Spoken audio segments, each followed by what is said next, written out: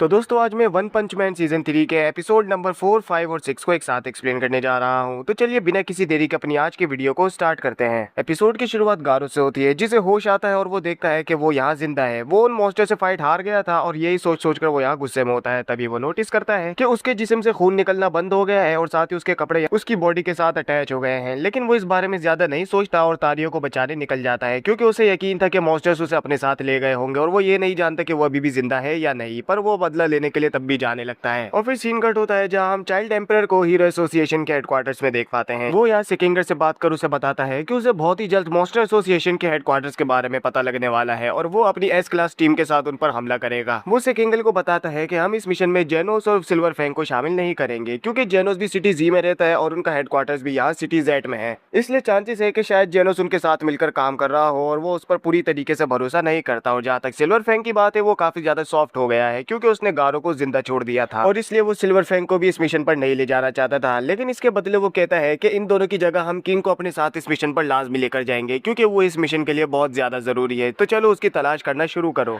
सेकिंगल फिर ये सारी डिटेल्स जाकर इस रिच को बताता है। कहता है कि वो क्लास एस के कुछ हीरोज को इस मिशन पर नहीं ले जाएगा और उनके बदले वो कुछ क्लास ए और क्लास सी के हीरोज को ले जाएगा, जो कि क्लास एस के हीरोज को सपोर्ट करेंगे। सीन कट होता है जहां हम साइटामा को उसके दोस्तों के साथ यहाँ अपार्टमेंट में देख पाते हैं। किंग यहाँ बेहोश हो रखा होता है और बाकी सब हॉटपॉट खाने में बिजी होते हैं और आपस में बहुत सारी बातें करते हैं। जहाँ कुसेनो ये देख खुश होता है कि जेनोस के यहाँ इतने सारे दोस्त हैं। और फिर सीन कट होता है गारो पर, जहाँ वो मॉन्स्टर एसोसिएशन के हेडक्वार्टर्स में पहुंच गया था और जहाँ ग्योरो को तुरंत ही पता चल जाता है कि कोई उसके हेडक्वार्टर्स में एंटर किया है और वो बाकी मॉन्स्टर्स को उसे ठिकाने लगाने के लिए भेज देता है। और फिर हमें अगली सुबह का सीन दिखाया जाता है, जहाँ साइटामा किंग को उठाता है, बताता है कि डिनर के बाद सभी लोगों को उसने यहाँ से भगा दिया था, बस वही यहाँ सोया था और वो भी अब उसे यहाँ से जाने के लिए कहता है। किंग फिर यहाँ से निकलकर अपने घर पहुंचता है, जहाँ वो अपने घर के गेट के बाहर दो हीरो एसोसिएशन के मेंबर्स को खड़ा देखता है। किंग के कपड़े यहाँ हॉटपॉट की सब्जियों की वजह से खराब हो रखे थे, जहाँ ये दोनों समझते हैं कि किंग यहाँ बहुत से मॉन्स्टर से फाइट किया होगा, क्योंकि किंग बताया था कि वो सिटी जेड में मॉन्स्टर से फाइट कर रहा था और उसका ट्रांसमीटर वहीं टूट गया था। ये दोनों फिर उसे हीरो एसोसिएशन के हेडक्वार्टर्स में ले जाते हैं, जहाँ सीन कट होता है और हम नारिंगी को देख पाते हैं, जो कि सिकिंगर से कहता है कि वो मेरे बेटे को कुछ भी करके बचा ले, क्योंकि जो टीम उसने भेजी थी वो अब तक वापस नहीं आई है। लेकिन तभी चाइल्ड एम्परर और बाकी हीरोज की यहाँ एंट्री होती है, जो कि कहते हैं कि उनकी पूरी टीम यहाँ जमा हो गई है और वो दोपहर में जाकर उस मॉन्स्टर एसोसिएशन के हेडक्वार्टर से उसके बच्चे को ले आएंगे। नारिंगी के जाने के बाद ये लोग अपनी मीटिंग करने लगते हैं, जहाँ से किंगर सब लोगों को मॉन्स्टर एसोसिएशन के हेडक्वार्टर्स में घुसने के सारे एंट्रेंस बताने लगता है और उसका एक मैप भी देता है और साथ ही एक ट्रांसमीटर भी, ताकि उनकी लोकेशन का पता लगाया जा सके। सारे हीरोज अलग अलग होकर अलग अलग रास्तों से एंटर करेंगे और जिसको भी वागनमा मिल जाएगा वो बाकी हीरोज को इन्फॉर्म करेगा। और फिर सीन कट होता है जहाँ कुछ मॉन्स्टर्स ग्योरो के कहने पर उस बंदे का पता लगाने के लिए आए थे, लेकिन वो बंदा यहाँ बहुत से मॉन्स्टर्स को मार के पहले ही निकल चुका था। और फिर हम यहाँ रॉयल रीपर को देख पाते हैं, जो कि तारियों को वागनमा के सेल से निकालकर अपने कमरे में ले जाता है। कहता है कि वो अब उसके टुकड़े टुकड़े करने वाला है। ये सुन तारियों काफी जोर से मदद के लिए चिल्लाता है, जहाँ उसकी आवाज सुन गारो दीवार तोड़ता हुआ यहाँ रॉयल रीपर को मार देता है और उसके टुकड़े टुकड़े कर देता है। जिसके बाद वो तारियों को लेकर यहाँ से निकलने लगता है, जहाँ रास्ते में आने वाले हर एक मॉन्स्टर को वो खत्म करता हुआ यहाँ से निकल रहा होता है कि तभी एक बहुत बड़ा सा डॉग टाइप मॉन्स्टर इनके सामने आता है। गारो उसे देख समझ जाता है कि वो उसे नहीं हरा पाएगा, इसलिए वो तारियों को यहाँ से चुपचाप निकालने की कोशिश करता है, क्योंकि ये डॉग उन पर तब तक हमला नहीं करेगा जब तक वो लोग किसी तरीके की डिस्टर्बेंस क्रिएट नहीं करते। गारो तारियों को किसी तरह वहाँ पोची से बचाकर निकाल लेता है, लेकिन तभी 3 मॉन्स्टर उसके पीछे से आ जाते हैं, जिनसे गारो फाइट करता है और इस फाइट के दौरान इन लोगों ने काफी डिस्टर्बेंस क्रिएट कर दी थी। जहाँ पोची अपने मुंह से एक ब्लास्ट करता है, जिसे देख गारो तारियों को लेकर यहाँ से बहुत तेज स्पीड में भागता है और बाकी मॉन्स्टर जो कि गारो पर हमला किए थे इस ब्लास्ट में आकर मर जाते हैं। गारो और तारियों बचकर एक खुले मैदान में पहुंचते हैं, जहाँ गारो तारियों को यहाँ से जाने के लिए कहता है तब तक वो इस पोची को संभाले रखेगा। गारो और पोची की यहाँ फाइट होती है, जहाँ गारो उसके एक ब्लास्ट में आ ही जाता है, लेकिन किसी तरह वो इस ब्लास्ट को सर्वाइव कर गया था और उसके सिर्फ कपड़े ही डैमेज हुए थे। फाइट वापिस से कंटिन्यू होती है, जहाँ पोची गारो पर बार बार ब्लास्ट करता है, पर गारो इस मर्तबा हर एक ब्लास्ट को डॉज करता है, पर लास्ट वाले ब्लास्ट से वो यहाँ के सबसे लोएस्ट फ्लोर पर पहुंच जाता है। ये जगह ग्योरो का कमरा होता है, जहाँ ग्योरो से काफी इंप्रेस होता है और उसके ऊपर से सारा मलबा हटाकर अपनी टेलीकिनेसिस पावर से उसे फ्रीज कर देता है, जहाँ वो हिल नहीं पाता। दूसरी तरफ हम साइटामा को देख पाते हैं, जहाँ ग्योरो और पोची की जब फाइट हो रही थी तो उसे कुछ अर्थक्वेक महसूस हुए थे, इसलिए वो बाहर मॉन्स्टर्स की तलाश में निकल जाता है, चेक करने के आखिर बार चल क्या रहा है। सीन फिर वापस गारो पर आता है, जहाँ ग्योरो से बताता है कि गारो अभी सिर्फ आधा ही मॉन्स्टर बना है और पूरा मॉन्स्टर बनने के लिए वो यहाँ उसे खुद ट्रेन करेगा, जहाँ वो सबसे ताकतवर मॉन्स्टर बन जाएगा। ग्योरो बताता है कि उसने बहुत से कई इंसानों पर एक्सपेरिमेंट्स किए हैं और जब भी कोई इंसान मौत को छूकर वापस आता है तो वो एक लेवल ज्यादा स्ट्रॉन्ग हो जाता है और इसे बार बार रिपीट करने पर एक इंसान बहुत ज्यादा स्ट्रॉन्ग बनता है। और इसी चीज के दम पर वो मॉन्स्टर सेल बनाया था, जो कि इंसानों को मारकर उन्हें मौत के करीब से वापस से जिंदा करते हैं, जिससे वो मॉन्स्टर में तब्दील हो जाते हैं और पहले से ज्यादा स्ट्रांग हो जाते हैं। लेकिन इस प्रोसेस को बार बार रिपीट करने से सारे ही इंसान मारे जाते हैं, पर एक सक्सेसफुल एक्सपेरिमेंट उसका बच जाता है, जो कि था मॉन्स्टर किंग ओरोची। और क्योंकि गारो के पास उससे भी ज्यादा टैलेंट है, तो वो किंग ओरोची से भी ज्यादा ताकतवर मॉन्स्टर बन सकता है। लेकिन गारो उसकी मदद लेने से मना करता है। गारो अपनी बॉडी को उसकी टेलीकिनेसिस से आजाद करने लगता है, जहां वो कुछ पत्थरों को कंट्रोल कर गारो को उनसे कुचलने की कोशिश करता है। लेकिन गारो उन पत्थरों को एक मुक्का मारकर उड़ा देता है। वो उसकी पावर के बारे में समझ गया था कि ग्योरो ग्योरो एक टाइम पर एक ही चीज को कंट्रोल कर सकता है, और वो कहता है कि वो अब ग्योरो ग्योरो को खत्म कर देगा। लेकिन तभी ग्योरो ग्योरो मॉन्स्टर किंग ओरोची को आवाज लगाता है, जहाँ पीछे से उसका बड़ा सा हाथ आता है और फिर वो उसे यहाँ अपने साथ उस बड़े से एरिना में ले आता है और उसे कुचलकर नीचे गिरा देता है। लेकिन गारो वापिस से खड़ा होता है, जहाँ ये किंग ओरोची अपने सिंग को उसके पेट में घुसा देता है, पर इससे भी गारो को कुछ नहीं होता। जहाँ वो वापिस से खड़ा होता है और उसके अटैक्स को डॉज करता हुआ रास्ते में आने वाले सारे ही मॉन्स्टर्स को खत्म कर उसकी आंख पर अटैक करता है। लेकिन वो अपना बड़ा सा मुंह खोल उसके अटैक से बच जाता है और उसके मुंह से यहाँ बहुत से सांप जैसे टेंटिकल्स निकल रहे होते हैं, जिनसे वो एक खतरनाक ब्लास्ट करता है। पर गारो इस ब्लास्ट को सर्वाइव कर जाता है, जहाँ ओरोची उसे एक मुक्का मारता है, पर वो उस मुक्के को ब्लॉक कर देता है और फिर इनकी फाइट कंटिन्यू होती है। जहाँ फाइट के दौरान गारो देखता है कि वो उसकी टेक्निक्स को कॉपी कर रहा है, और ग्योरो ग्योरो बताता है कि किंग ओरोची किसी भी टेक्निक को एक बार देख ले तो उसे आराम से सीख जाता है और उसे कॉपी कर लेता है। जहाँ वो अपने बहुत से टेंटिकल से गारो पर अटैक करता है और गारो ये फाइट हार जाता है। जहाँ ग्योरो ग्योरो बताता है कि अब वो उसे अपना फालतू बना लेगा और उसके ब्रेन को पूरी तरीके से ब्रेन वॉश कर देगा। और फिर सीन कट होकर साइटामा पर आता है, जहाँ उसे गटर के ढक्कन से किसी की आवाज आ रही थी। वो उस गटर के ढक्कन को खोल उसके अंदर चला जाता है। जहाँ सीन कट होता है और हम हीरो एसोसिएशन के हेडक्वार्टर्स में इन लोगों की मीटिंग होता देख पाते हैं। इस मीटिंग में ये लोग डिसाइड करते हैं कि वगन्मा को बचाने के बाद ये लोग अंदर मौजूद सारे ही मॉन्स्टर्स को डिस्ट्रॉय कर देंगे। लेकिन पूरी प्रिजनर कहता है कि उसके कुछ दोस्तों को भी वहाँ मॉन्स्टर बनाकर ले जाया गया है, जहाँ वो उन्हें ना मारने का सजेशन देता है। कहता है कि अगर कोई मॉन्स्टर उन्हें जेल की यूनिफॉर्म में दिखे तो वो उसे ना मारे। साथ ही ये लोग ये कहते हैं कि वगन्मा को बचाने के बाद ये लोग आपस में रीयूनाइट होंगे और फिर यहाँ के मॉन्स्टर किंग ओरोची और ग्योरो ग्योरो से फाइट करेंगे, क्योंकि वो सबसे ज्यादा ताकतवर होंगे। लेकिन तात्सुमाकी कहती है कि वो उसे अकेले ही संभाल लेगी अगर वो छोटे मोटे मॉन्स्टर को रोके रखे। अब यहाँ ये लोग और भी हीरोज के आने का इंतजार कर रहे थे कि तभी अमाय मास की एंट्री होती है, जिसे यहाँ इस प्लान के बारे में बताया नहीं गया था, क्योंकि चाइल्ड एम्परर डिसाइड किया था कि मॉन्स्टर एसोसिएशन के हेडक्वार्टर्स में सिर्फ क्लास एस के हीरोज ही एंटर करेंगे, जहाँ क्लास ए और उससे नीचे रैंक के हीरोज बाहर रहकर मॉन्स्टर्स को संभालेंगे। लेकिन अगर वो ये बात अमाय मास को बताता तो वो काफी ज्यादा गुस्सा होता, और वो सच में यहाँ गुस्सा है क्योंकि उसे किसी से तो पता चल गया है। जहाँ चाइल्ड एम्परर उसे खुश करने के लिए कहता है कि वो सपोर्ट टीम का लीडर बन बाहर मौजूद मॉन्स्टर से फाइट करेगा। लेकिन अमाय मास कहता है कि वो उनके साथ अंदर जाकर मॉन्स्टर से फाइट करना चाहता है, और अगर वो चाहे तो उसे उसकी टीम का लीडर बना सकते हैं। अमाय मास की बातों से सभी हीरोज को गुस्सा आने लगा था कि तभी किंग की यहाँ एंट्री होती है, जहाँ अमाय मास देखता है कि उसके कपड़े काफी ज्यादा गंदे हो रखे थे। अमाय मास के पूछने पर वो बताने ही लगता है, लेकिन वो दो लोग जो कि उसे यहाँ लेकर आए थे बताते हैं कि किंग पूरी रात सिटी जेड के अंदर रहकर मॉन्स्टर से फाइट कर रहा था, और जब वो अपने घर वापिस आया तो वो उसे यहाँ ले आए जहाँ उसने अब तक आराम नहीं किया है। सब लोग ये सुन शॉक होते हैं और उससे इम्प्रेस भी होते हैं। जहाँ अभी के लिए ये लोग अपनी इस आर्ग्यूमेंट को रोक देते हैं, पर अमाय मास यहाँ डिसाइड किया था कि वो क्लास एस के हीरोज के साथ बेस के अंदर जाएगा।